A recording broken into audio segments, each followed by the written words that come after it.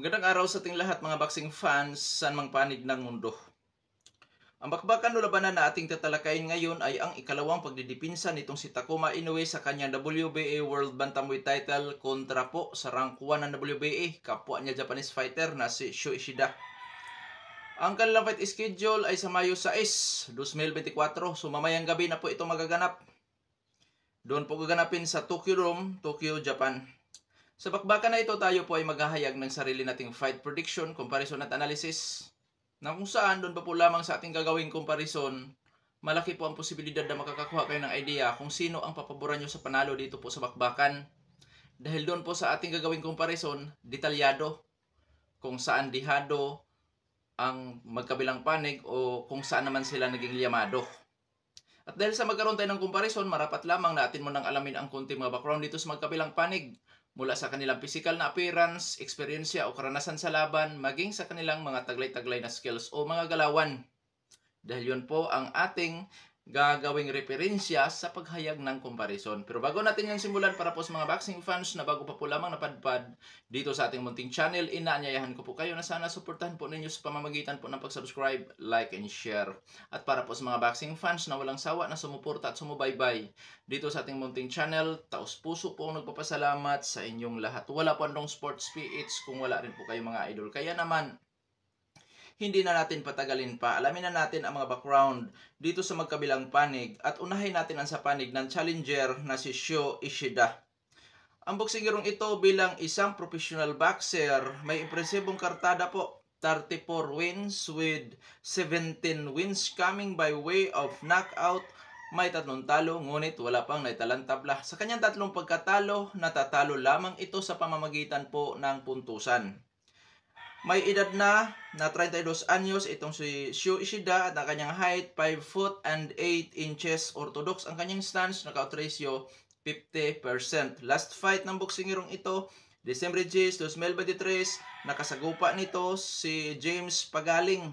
Panalo itong si Sho Ishida by 3rd round technical knockout. Sa karanasan o eksperyensya nitong si Sho Ishida, magngalan tayo ng 3 boksingero na kanyang nakalaban noon na para sa akin nakapagbibigay sa kanya ito ng magandang karanasan. 2017, naging world title challenger itong si Sho Ishida kontra sa may hawak doon sa WBA super flyweight title na si Khalid Yafai. Talo itong si Sho Ishida by unanimous decision. 2019, nakasagupan ito si Israel Gonzalez, talo siya by split decision. 2021, nakasagupan niya ang dating world champion na si Kosei Tanaka, talo siya by split decision. Yang tatlong yan mga idol, masasabi kong yan ay nakapagbibigay talaga sa kanya ng magandang karanasan dahil nga sa uri o katayuan ng kanyang mga kinalaban. Ngayon, dadako tayo sa skills sa taglay-taglay ni Sho Ishida. Boxer puncher po ito para sa akin. Na kung saan pressure puncher style, defensive style, o malaban din sa brulan o tututo na bakbakan, may counter punching style.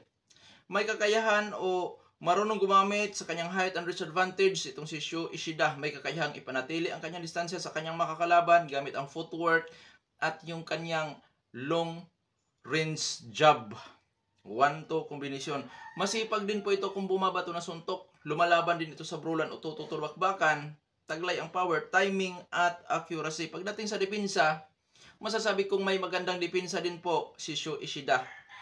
Pero hindi po katulad sa mga technical fighter na may taglay na sweet science of boxing na kung saan masasabi natin ay talagang yun ay eksperto sa depensa. Yung may taglay na hit no hit. Bagamat boring sobrang defensive pero epektibo naman. Yun nga tayo na gusto natin ang bakbakan. Ganitong skills katulad ni Sho Ishida. Ngayon sa panig naman ng kasalukuyang kampiyon ng WBA na si Takuma Inoue. Ay para po sa mga boxing fans na hindi ganong kilala itong si Takuma Inoue, nakababatang kapatid ito ni The Monster Naoya Inoue. Ito si Takuma, may impresibong kartada din po ito sa professional boxing. 19 wins with 5 wins coming by way of knockout, may 1 talo. Ngunit wala pang naitalang tabla. Sa kanya nag-iisang talo, natatalo lamang po ito sa pamamagitan ng puntusan. May edad na 28 anyos at height 5 foot and 4.5 inches. reach 64 inches. Orthodox ang kanyang stance, knockout ratio 26.32%. Last fight, Pebrero 24, 2024, nakalaban nito ang ating kababayan na dating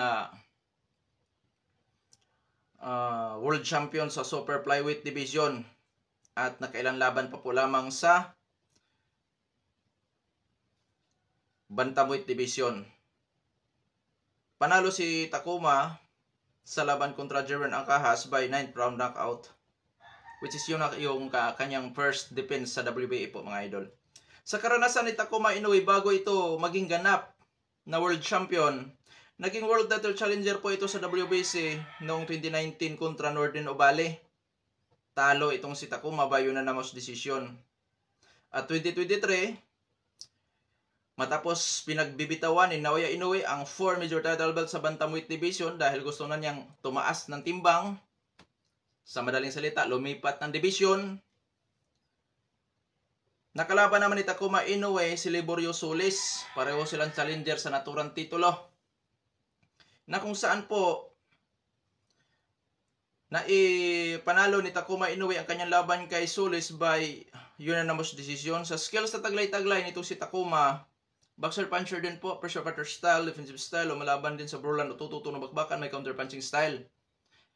Taglay nito ang volume sa pagbato na suntok, hand speed, liksi na galawan, timing at accuracy.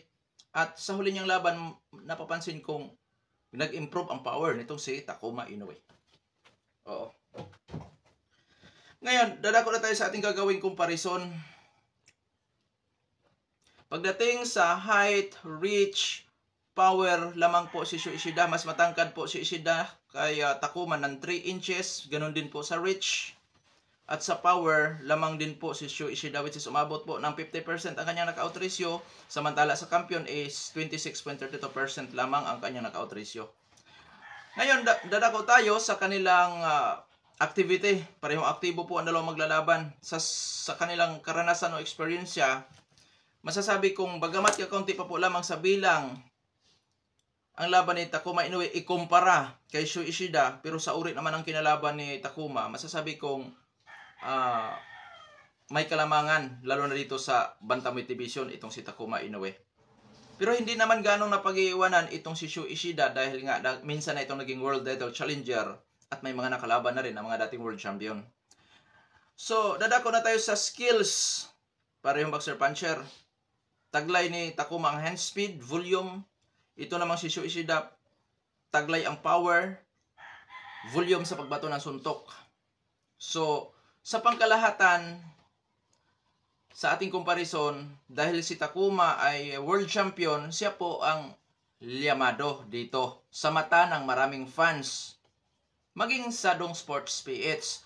Pero, hindi po gaano napag-iiwanan ang challenger dahil po sa kanyang kalamangan sa height, reach, power.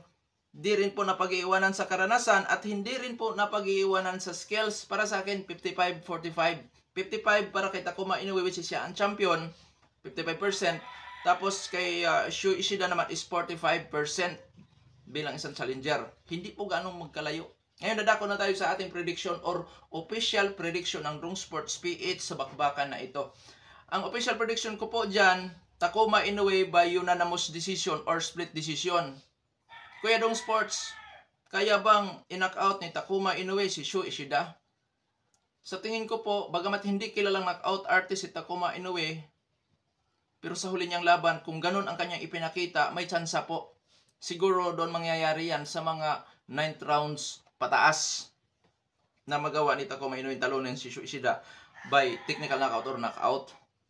Pero mas pabor ako sa puntusan, which is yun ang main prediction ko po dyan, na Takuma Inoue by split or unanimous decision. Sa panig naman ng challenger, makapiho lang sa panalo si Shu Ishida dito kay Takuma Inoue once na magawa niya itong ma-knockout or magawa ni Shu Ishida mapabagsak si Takuma Inoue at makalamang sa puntusan. May tsansa ba ang challenger? Oo naman. Hindi ito napag-iiwanan sa lahat ng aspeto, kaya may tsansa po talagang manalo ito na kung saan knockoutan o puntusan din. Hindi kagulat-gulat kung sakaling manalo itong si Shu Ishida sa laban na ito dahil po sa ating comparison, may mga kalamangan pa nga ang Challenger. Matangkad ito, mas matangkad ng 3.5 inches, lamang sa power, at syempre may skills, lalo na kung i-kombinasyon yan mga idol. Pero may panlaban naman si Takuma Inoue, which is yung kanyang hand speed at liksi na mga galawan na kung saan mahirap yan madipinsaan. Kaya abangan natin, labanan ito ng dalawang Japanese fighter na kung saan umatikabong suntukan po talaga ito. Dahil ang dalawang boksingero ay parehong boxer-puncher. Hanggang dito na lamang ito Pandong Sports PH. Maraming salamat po.